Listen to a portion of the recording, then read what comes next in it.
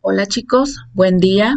El día de hoy vamos a continuar con el tema de tipos de enlace del bloque 5, pero ahora vamos a ver el tema de enlace iónico. ¿Cuáles son los tipos de enlace? Pero nos vamos a enfocar en el enlace iónico y cómo este lo podemos representar a través de las estructuras de Lewis. Comenzamos. Bueno, primero los enlaces químicos sirven para mantener unidas a las moléculas y crean conexiones temporales que son esenciales para la vida. Los tipos de enlaces químicos que se incluyen son el enlace covalente, iónico, así como enlaces de hidrógeno y fuerzas de dispersión de London, entre otros.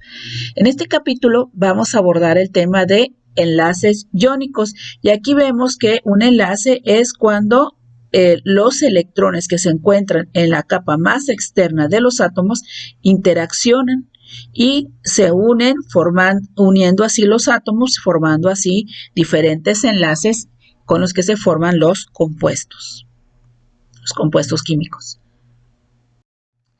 Bien, el enlace iónico. La formación de iones es lo que caracteriza a este tipo de enlaces. Los iones pueden ser de dos tipos. Los cationes, que son iones positivos, que se forman al perder electrones. Por ejemplo, un átomo de sodio puede perder un electrón y convertirse en un catión, es decir, en sodio positivo. Los iones negativos se forman al ganar electrones y se llaman aniones, ¿sí? Como por ejemplo aquí el cloro, que al ganar el electrón que le cedió el sodio, se convirtió en un anión. Cuando un átomo pierde un electrón y otro gana un electrón, se conoce como transferencia de electrones. Es decir, este es el átomo que cedió un electrón y este es el átomo que aceptó un electrón. Como ya hemos explicado, como el sodio tiene 11 electrones, al perder uno, tiene 11 electrones y 11 protones. Al perder un electrón se queda con 10 electrones y con 11 protones, es decir, 11 cargas positivas. Por eso es que se queda con carga positiva. Y el cloro mantiene naturalmente la misma cantidad de protones y electrones, pero al ganar un electrón de más, gana una carga negativa de más y por eso se queda como un anión o ion negativo. Y entonces ya cuando ambos elementos, este ha transferido su electrón y este lo ha ganado, se convierte en ion positivo y en ion negativo y existe una atracción electrostática, es decir, eléctrica entre estos dos y se unen y forman el enlace iónico. ¿Qué características tienen estos enlaces iónicos? Bueno, primero que nada está formado por un metal y un no metal. Eso es lo que vamos a observar. Vamos a abrir nuestra tabla periódica y vamos a observar qué elementos están conformando este compuesto químico. Entonces vemos que el sodio, en este caso, en este ejemplo, es sodio y cloro. El sodio es el metal y el cloro es un no metal. Entonces cumple esta regla o esta característica que es un metal y un no metal. Lo vemos en la tabla periódica. El sodio se encuentra en el grupo 1A de la tabla periódica, del lado de los metales, del lado izquierdo. Y el cloro se encuentra en el grupo 7A del lado derecho, en la columna de los halógenos, por lo tanto es un no metal. Este tipo de enlaces no forma moléculas verdaderas, existe como un agregado de aniones negativos y cationes y iones positivos, es decir, son puros, están atraídos electrostáticamente, eléctricamente, ¿verdad? Positivo con negativo, pum, se unen como si fueran imanes. Los metales ceden electrones formando los cationes y los no metales aceptan los electrones formando los aniones. Siempre el metal va a ser el que va a ceder el electrón y el no metal lo va a aceptar en este tipo de enlaces iónicos. ¿Ok? Continuamos. Son sólidos a temperatura ambiente, ninguno es líquido o gas. Si nosotros nos ponemos a pensar en el ejemplo que di hace un momento de sodio y cloro, que es el típico enlace iónico, vemos aquí la reacción química que ocurre. El sodio es un metal que realmente es un metal tóxico para el organismo y se encuentra, es metálico, tiene brillo metálico, es sólido, etcétera. Y el gas es un gas así en medio amarillento, el gas cloro, y también es muy tóxico para nuestras vías respiratorias. No podemos respirar el gas cloro. Pero al unirse y haber la transferencia de electrón del metal hacia el no metal, se forma lo que conocemos como la sal de mesa. Aquí está una microfotografía de unos granitos de sal de mesa. Y la otra que les pasé hace un momento, donde estaban las bolitas verdes y naranjas, también era una microfotografía, era una imagen de microfotografía de cómo están unidos estos elementos. Entonces, al unirse el sodio y el cloro, ya no son tóxicos ni nos irritan nuestras vías respiratorias, sino que se convierte en un condimento muy, muy usado por todos nosotros, que es la sal de mesa. Si nosotros podemos pensar en esta sal de mesa, ¿qué características tiene? Pues bueno, pues nos vamos a dar cuenta que está en estado sólido y forma pequeños cristales. ¿Sí? Tienen puntos de fusión y ebullición muy altos, es decir, si nosotros ponemos a quemar la sal, por así decirlo, no se quema, lo ponemos en el sartén y le prendemos la estufa y no se quema. En cambio, si ponemos azúcar en la estufa, esa sí se va a quemar, sí se va a difundir muy rápidamente. Esta no, porque contiene este tipo de iones que los hacen que tengan puntos de fusión y ebullición muy altos. Son buenos conductores del calor y la electricidad. No sé si ustedes hicieron el experimento en secundaria donde poníamos agua y unos alambres conectados a un foco y no pasaba la electricidad, pero cuando le agregábamos sal, inmediatamente pasaba la electricidad y se prendía el foco. ¿Por qué? Porque son buenos conductores del calor y la electricidad, todos los elementos o los compuestos que forman enlaces iónicos. Son solubles en solventes polares como el agua. Si nosotros disolvemos la sal en el agua, se disuelve, ¿verdad? Entonces, si nos ponemos a pensar en las características de la sal, podemos concluir cuáles son las características de todos los compuestos con enlaces iónicos. ¿Ok?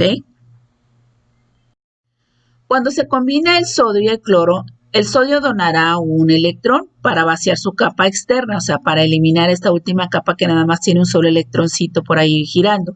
Y el cloro va a aceptar este electrón para llenar la suya, es decir, ahora ambos van a tener su última capa llena, ya que el sodio, la capa anterior, tiene 8 electrones y al perder que le está sobrando, por así decirlo, pues se queda con su capa de 8 electrones, pero con carga positiva. Y al entrar este electrón acá, forma también 8 electrones y entonces también estabiliza su carga. Y ahora ambos tienen sus cargas externas completas. Dado que el número de electrones ya no es igual al número de protones, cada átomo se ha convertido en un ion, en un ion positivo y en un ion negativo. En general, un átomo debe perder un electrón al mismo tiempo que otro átomo gana un electrón. Esto debe ser siempre. Para que un átomo de sodio pierda un electrón, necesita tener un receptor adecuado como el átomo de cloro. Ahora, si es un átomo que tiene 2 electrones y el otro nada más puede aceptar uno, entonces este átomo puede hacer otro enlace con otro átomo que también tenga 7 electrones y que le pueda aceptar el otro. Vamos a suponer que sea un elemento del grupo 2, como el magnesio, el calcio, etc. Entonces tendrían que unirse a 2 que tengan 7 electrones o a un elemento que tenga 6 y que le hagan falta 2. Si este átomo fuera de 6 electrones y nada más tendría 1, entonces tendría que unirse a otro sodio para poder completar su octeto. Esa regla la tenemos que tener muy en cuenta cuando hacemos los enlaces químicos. Bien, para poder escribir las estructuras de Lewis, ya hemos visto cómo son las estructuras de Lewis por cada átomo. Ahora vamos a ver cómo estas estructuras de Lewis las podemos utilizar para ver cómo forman los elementos, los enlaces químicos. Primero hay que observar el tipo de átomos que tiene el compuesto a partir de su fórmula química. Determinar el número de electrones de valencia que tiene cada átomo. Para ello se utiliza la posición en su tabla periódica. Ya hemos visto cómo los podemos determinar. Dibuja una propuesta de esqueleto para su compuesto. Para ella coloca el átomo menos electronegativo, que no sea hidrógeno, en el centro y coloca los demás a su alrededor. Después únelos con el átomo central con líneas rectas y estas representarán un par de electrones cada una. Coloca los puntos alrededor de los átomos de tal manera que cada uno tenga 8 electrones para que se cumpla la regla del octeto. El hidrógeno es una excepción y solo tendrá 2 puntitos, solo tendrá 2 electrones, no podrá tener más. Y el hidrógeno tratará de completar sus 2 electrones, ¿sí? Casi siempre tratará de hacerlo. Verifica el número total de electrones de valencia de cada átomo que esté plasmado en su estructura. De lo contrario, posiblemente será un compuesto que no satisfaga la regla del octeto. Vamos a ver. Aquí vemos un ejemplo mediante el cual empleamos los símbolos de Lewis entre un átomo de litio y un átomo de flúor. El litio, por encontrarse en el grupo 1A, tiene un electrón. También por su configuración electrónica vemos que en el segundo nivel, este es el primer nivel, nomás tiene 2 electrones, y en el segundo nivel tiene 1, entonces lo dibujamos con un puntito. Y el flúor en el segundo nivel, aquí 2S y 2P, tiene 5 y 2, 2 y 5, 7, y le ponemos 7 puntitos. También podemos saber esto si sabemos en qué grupo está. Como el flúor se encuentra en el grupo 7A, pues tiene 7 electrones y le ponemos los 7 electrones. Bueno, entonces el litio pierde su electrón y se convierte en uno de 2 electrones como el helio, ¿verdad? Les digo que cada uno trata de hacer una configuración electrónica como un gas noble, o sea, estabilizar su capa de electrones. Y el flúor, al ganar el electrón, ¿sí? Ahora tiene un electrón de más y se convierte en neón. Ahora tiene 6 y 4, 10 electrones y por eso se estabiliza como el gas neón.